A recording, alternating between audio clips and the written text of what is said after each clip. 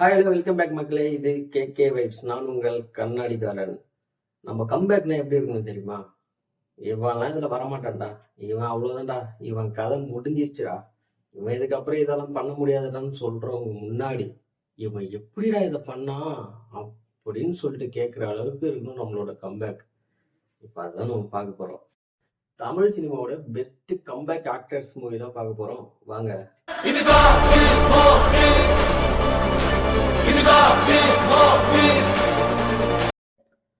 ஒரு 13 வருஷத்துக்கு முன்னாடி ஒவ்வொரு படமும் commercial hit, black Bastar hit அப்படி இருந்த ஒரு மனுஷன் ஒரு 13 வருஷமும் ஒரு படமே ஹிட் ஆகல. ஃபெயிலு, ஃப்ளாப்பு, சரியில்லை, மியூசிக் சரியில்லை, என்னென்னமோ சொல்லி 13 வருஷம் ஒரு படம் கூட ஹிட் ஆகல. ஆனால் அப்பயும் அந்த மனுஷன் உழையாம சரி ஓகே நம்ம என்ன பண்ணலாம்னு சொல்லிட்டு யோசிச்சார். அப்போதான் 13 வருஷம் கழிச்சு ஒரு படம் வருது, கங்குவா அப்படின்னு சொல்லிட்டு. அந்த படத்துல போட வேண்டிய ஃபுல் எஃபர்ட்டையும் போடுறாரு. கெட்டப் சேஞ்சு ஒரு பயங்கரமா இருந்துச்சு அந்த படம். ஆனா அந்த படமும் ஊத்திச்சு. தமிழ் சினிமாவோட 1000 கோடி ஃபர்ஸ்ட் ஃபிலிம் இதுதான் அப்படின்னு சொல்லிட்டு ப்ரொடியூசர் சொல்லி வச்சிருந்தார். ஃபிளாப். கட் பண்ணா 6 மாசம் டக்குன்னு இன்னொரு படத்தை கமிட் பண்ணாரு, நடிச்சாரு. நவம்பர் தீபாவளிக்கு வருதுன்னு சொன்னாங்க, வரல. ஜனவரி 26க்கு வருதுன்னாங்க, வரல. 2026 மே மாசம் ரிலீஸ்ன்னு சொல்லியிருந்தாங்க. படமும் ரிலீஸ் ஆச்சு. என்ன ஒரு பெர்ஃபார்மன்ஸுங்க! தியேட்டரே கொழுந்து விட்டு எரியுது, அந்த அளவுக்கு ஒரு பெர்ஃபார்மன்ஸ். கம்பேக்னா இப்படி தாண்டா இருக்கணும். 13 வருஷமா என்ன தேடினீங்களே, இப்ப வந்து பாருங்கடான்னு சொல்லிட்டு 300 கோடி படம் வசூல். கருப்பு ஆட்டம் இன்னும் முடியல, போயிட்டே தான் இருக்கு. அந்த மாதிரி ஒரு வசூல் வேட்டை. 13 வருஷமா எங்கடா ஆளை காணோம் அப்படின்னு கேட்டுட்டு இருந்தவங்களாம் இன்னைக்கு இவரையாடா இப்படி பண்ணி வச்சிருக்கீங்கன்ற அளவுக்கு மாத்தி விட்டுச்சு இந்த ஒரு படம். கொஞ்ச நாள் இல்ல பயம் விட்டு போச்சு. சூர்யா அவர்களுடைய ஒன் ஆஃப் த கெரியர்ல பெஸ்ட் பிலிமா இதுதான் வரும், கருப்பு. அவரோட அந்த கிளைமேக்ஸ் பெர்ஃபார்மன்ஸ் எல்லாம் பார்க்கும்போது இவரா இதை பண்ணாருன்ற அளவுக்கு பயங்கரம். ஒரு மிகப்பெரிய கம்பேக்னா இந்த படம் தான். எல்லாம் நம்ம அன்பான ஃபேன்ஸ்க்காக. ஓகே, இப்போ இந்த ஹீரோவை பத்தி சொல்லணும்னா சின்ன வயசுல இருந்து ஆக்ட் பண்ணிருக்கு, குழந்தையில இருந்து ஆக்ட் பண்ணிட்டு இருக்காரு. ஆமா, எல்லாத்துக்கும் நல்லா பிடிச்ச ஒரு ஆக்டர். அவரோட பெர்ஃபார்மன்ஸ்லாம் சூப்பரா பண்ணுவாரு. நல்லா நடிச்சிட்டு இருந்த ஒரு மனுஷன் கொஞ்சம் டைம் எடுக்கும்போது கொஞ்சம் வெயிட் போட்டாரு. கடைசி ஒரு 2-3 படத்துல அவரால் நடிக்க முடியல. வெயிட் போட்டுன்னு எல்லாம் கலாய்ச்சிட்டாங்க. ஷூட்டிங் வரமாட்டாங்கன்னு கலாய்ச்சிட்டாங்க. ஷூட்டிங் வரதில்ல, படத்தை கமிட் பண்றதில்ல, அவங்க ஃபேன்ஸுங்களே போட்டு என்ன அப்படின்னு. ஆனா ஃபேன்ஸுங்க ஒருபோதும் அவர் விட்டு கொடுக்கல. எப்போ வந்தாலும் நாங்கள் அந்த படத்தை பார்ப்போம். 2 வருஷம் வராது, 3 வருஷம் ஒரு படம் வராது, 5 வருஷம் கூட ஒரு படம் வராமல் இருக்கும். ஆனா நான் அவருக்கு ஃபேனாக தான் இருக்கேன். எப்போ வந்தாலும் நான் படம் பார்ப்போம்னு சொல்லிட்டு வெயிட் பண்ணிட்டே இருந்தாங்க. கடைசியா அந்த 2 படத்துல குண்டா ஆயிட்டு அவரால் ஓட கூட முடியல. அவரே ஒரு இன்டர்வியூ சொல்லியிருப்பாரு, ஓட முடியல அப்படின்னு. கடைசியா வந்து வந்தா ராஜாவாதான் வருவேன், அதுலேயும் கொஞ்சம் ஃபேட்டா இருப்பாரு. அடுத்து செக்கச்சவன் வரணும், அதில் அந்த ஓடும் போது அவர் அந்த சீன் தான் அவர் ஃபீல் பண்ணி சொன்னது. ஓட முடியல, என்னை எல்லாரும் ஒரு மாதிரி சொன்னாங்க, அழுதுட்டேன் அப்படின்னு சொல்லிட்டு. கட் பண்ணா மாநாடு, ஒரு டைம் டிராவல் படம். ஒரு இடத்துல பிசுறுத்துனா கூட படம் ஃபிளாப். மக்களுக்கு புரியுற மாதிரி அழகா எடுத்து சொல்லணும். வெங்கட் பிரபு வந்து எடுத்திருப்பாரு, சூப்பரா எடுத்திருந்தாங்க. அந்த வெயிட் லாஸ் பண்ணிட்டு நம்மளை எங்க ஓட முடியாதுன்னு சொன்னாங்களோ அந்த ஃப்ளைட்ல இருந்து இறங்கி அந்த உள்ள வருவார் பாருங்க, ஓடி அந்த அளவுக்கு ஸ்பீடா ஓடுவார்.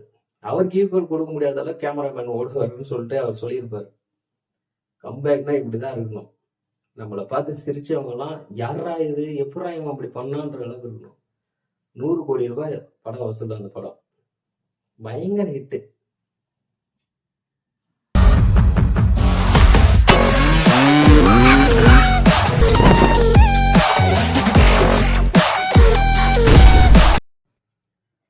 நம்ம சின்ன வயசுல இருந்து டிவியில படம் பார்த்துருப்போம்.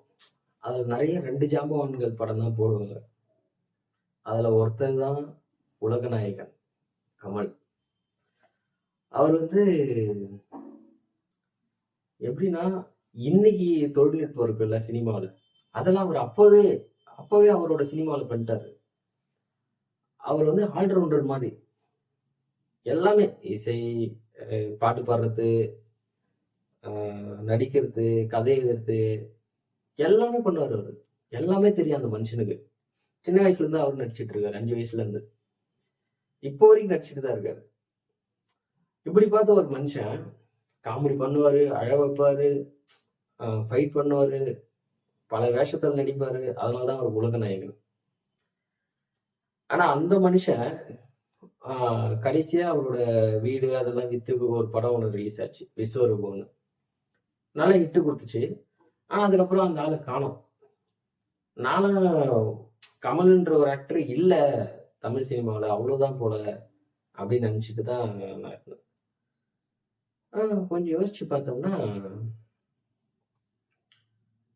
அப்படியே வருது, எங்க ஆளே காணோம் அப்படின்னு சொல்லி யோசிச்சுட்டு இருக்கும்போது, நான் உங்களோட ஃபேன் பாய் சார், நான் உங்களை வச்சு ஒரு படம் பண்ணணும்னு ஒருத்தர் வராரு. சரி ஓகேப்பா வாப்பா, என்ன படம் எடுத்துருக்குன்னா, இதுக்கு முன்னாடி மாநகரம், கைதி, மாஸ்டர் எல்லாம் எடுத்திருக்கேன். சரி வா கதை சொல்லு பார்க்கலாம், ஓகே பண்ணலாம் அப்படின்னு சொல்லிட்டு பண்ணா, வைக்கிறேன் பாருங்க ஃப்ரேம்னு சொல்லிட்டு அந்த மனுஷனை செதுக்கி விட்டாரு லோகேஷ். விக்ரம்னு ஒரு படம், பெரிய கம்பேக் அவருக்கெல்லாம். எங்கேயோ இருந்த மனுஷனை எங்கேயோ டாப்பு கொண்டு வந்து விட்டாரு. அவரோட படம் எல்லாம் வெறும் 100 கோடி கூட வசூல் பண்ணாத அளவுக்கு இருந்துச்சு எந்த படம் எடுத்தாலும். சமீபத்துல திடீர்னு பார்த்தா 450 கோடி வசூல் விக்ரம். பெரிய ஹைப்பு படத்துல, பெரிய வெற்றி அந்த படம். அது அவருக்கு, கமல் சாருக்கு ஒரு மிகப்பெரிய கம்பேக்கான ஒரு படம் அந்த படம். அதுக்கப்புறம் தேவையில்லாம அவர் போயிட்டு தக் லைஃப்ல மாட்டின்னு நமக்கு தக் லைஃப் கொடுத்துட்டாரு. அது கொஞ்சம் அவாய்ட் பண்ணியிருந்துருக்கலாம். இந்தியன் டூவும் அதே மாதிரி தான். பார்க்கலாம் அடுத்து என்ன படம் வருதுன்னு சொல்லிட்டு. உலகத்தை நீ ஏமாத்தலாம், ஆனா எனக்கு தெரியும் நீ யாருன்னு.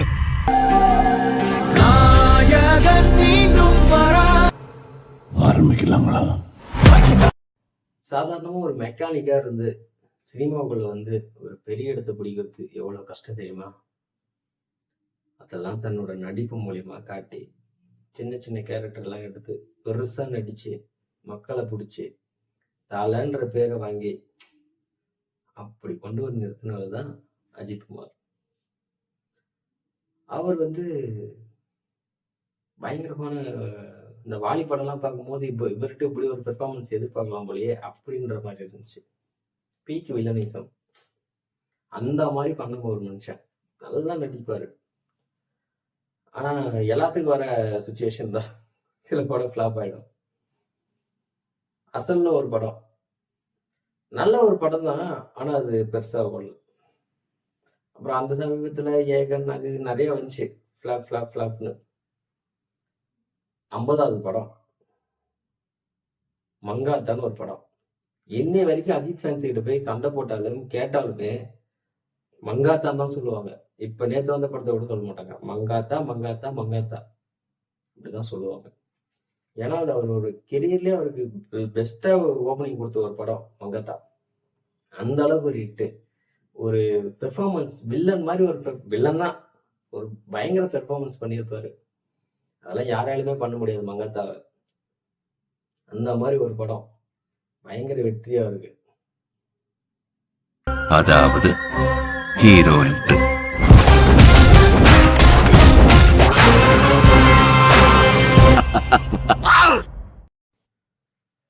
ஒரு மனுஷன் கண்டக்டரா வேலை செஞ்சு அது ஒரு ஸ்டைல கொண்டு வந்து, அந்த ஸ்டைல ஒரு டைரக்டர் பார்த்து, நான் உன்னை படத்துல நடிக்க வைக்கிறேன் வரியான்னு கேட்டு ஆர்வம் இருக்குன்னு சொல்லிட்டு படத்துக்கு நடிக்க வந்து, ஒயிட் அண்ட் பிளாக்ல நடிச்சு, கலர்ல நடிச்சு, 3Dல நடிச்சு, ஹிந்திலையும் நடிச்சிருக்காரு, ஹாலிவுட்லயும் நடிச்சிருக்காரு.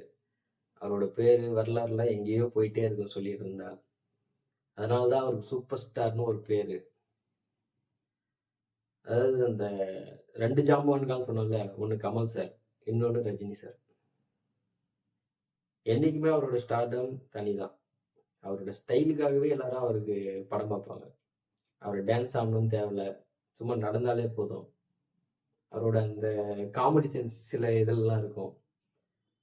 இந்த படையப்பா, முத்து, அண்ணாமலை அந்த பாம்பு சீன் இதெல்லாம் பயங்கர இது அவர் பண்றது. அப்படி இருக்கும்போது அவரு நல்ல ஹிட்டு. எல்லா படமும் அப்பெல்லாம் hit hit hit hit hit. கடைசியா அப்புறம் தர்பார், அண்ணாத்த இதெல்லாம் ஃபுல்லா க்ளோஸ். என்ன இது நமக்கு வரலன்னு. அப்பதான் ஒருத்தர் வந்தாரு. நான் பண்றேன் சார் அப்படின்னு சொல்லிட்டு. யாருன்னு பார்த்தா நெல்சன். நெல்சன் நீங்க இங்க அப்படின்ற மாதிரி ஆச்சு. திடீர்னு பார்த்தா ஜெயிலர்னு ஒரு படம். வசூல் 500 கோடி. படத்தை அந்த மாதிரி செதுக்கி வச்சிருக்காருங்க. அந்த மாதிரி அவரோட பெர்ஃபார்மன்ஸ். அவர் அவரோட வயசாயிடுச்சு தான். ஃபைட் பண்றது, டான்ஸ் ஆடணும். சும்மா அதுல ஒரு ஃபைட் ஒன்று கொடுப்பாரு பாருங்க. பாடி அப்படியே தான் இருக்கு. அந்த கை அசைவு, காலை அசைவு, இதுலயே அந்த ஸ்லோ மோஷன் திரும்புறது, வாக்கிங், அந்த பிஜிஎம் எல்லாம் அவருக்கு பெர்ஃபெக்டா மேட்ச் ஆகி ஒரு பெரிய கம்பேக்கான மூவியா அது இப்போ வந்துச்சு அவருக்கு. பயங்கர ஹிட் ஜெயிலர்லாம். பார்ட் 2க்கு வெயிட்டிங். பார்க்கலாம். ஓரளவுக்கு மேல நம்ம கிட்ட பேச்சே கிடையாது. பீச்சுதான்.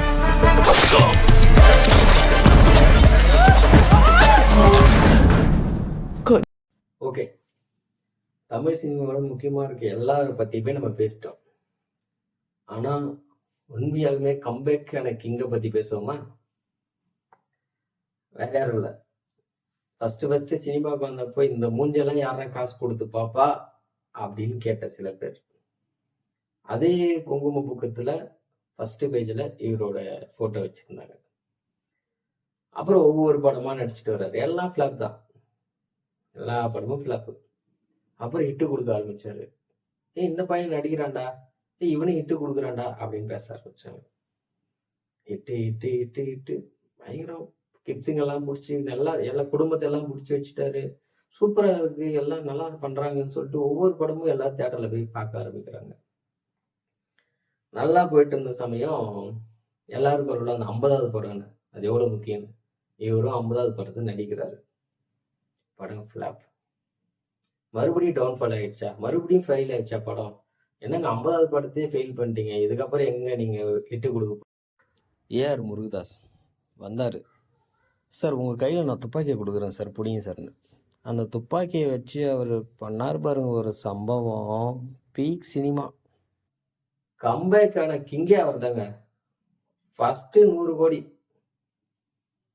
தமிழ் சினிமாவில். அவர் அப்படி ஒரு ஆக்டிங்கு. கேப்டன் ஜெகதீஷ் யாருங்க இவருன்ற அளவுக்கு இருந்துச்சு அந்த படம். எத்தனை வாட்டி வேணா பார்த்துட்டு வரலாம் அந்த படத்தை.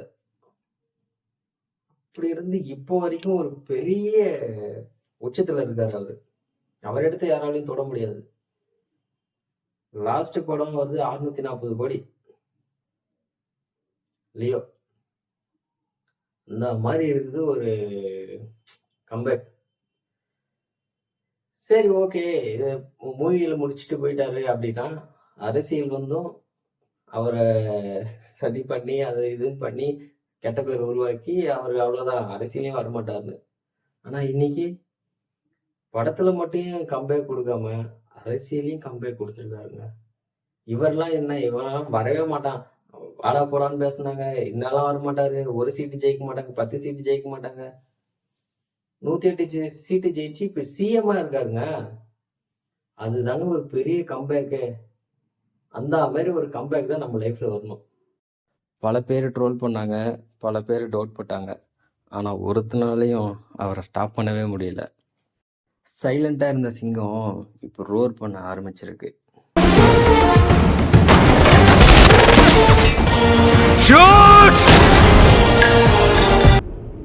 I'm waiting.